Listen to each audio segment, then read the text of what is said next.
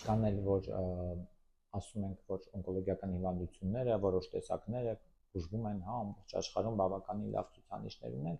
ինչ խոսք բուժումը մի քիչ այլ տարբերվում է, հա, այլ հիվանդությունների բուժումից, այսինքն խոսք չունենք մենք բնականաբար թոքաբորբի կամ շնչական վարակի հետ, բայց միևնույն է արդյունքները բավականին լավն են, դեպքերից օրինակ, հա, ինձ հանդիպած թարմ դեպք, որպես այդպեսին պատմեմ, խոսքը հատաղիքի քաղցկեղի մասին է, երբ որ արդեն քաղցկեղը հայտնաբերվել էր էմփուլում, երբ որ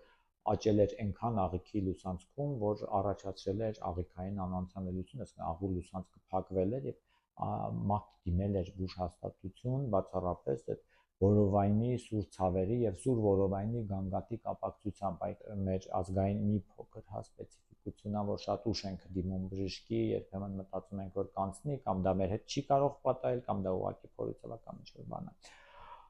Եվ արդեն տարածված էր, այսինքն ներսփռանքային աճով աճել էր արդեն գենիտալ օրգանների, այսինքն արգան, ձվարաններ, խոսքը կնոջ մասին է բնականաբար։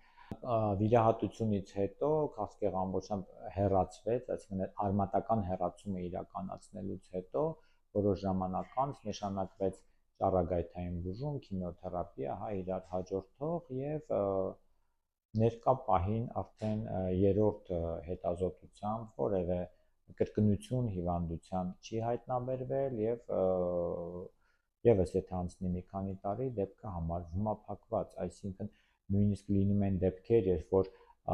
քաղցկեղի էմփուլում է, որ մետաստազավորվել է տարբեր օրգան համակարգեր, որտեղ քաղցկեղը հիմնականում ավշային կամ արյան ճանապարհով այդ բջիջները տարածվում են ամբողջ օրգանիզմում, իհարկե ամեն մի քաղցկեղ ունի իր տարածման ուղին եւ իր տարածման օրգանը, որպես այդպեսին, նույնիսկ լինում են դեպքեր, որ նույնիսկ այդ տարածվածության ժամանակ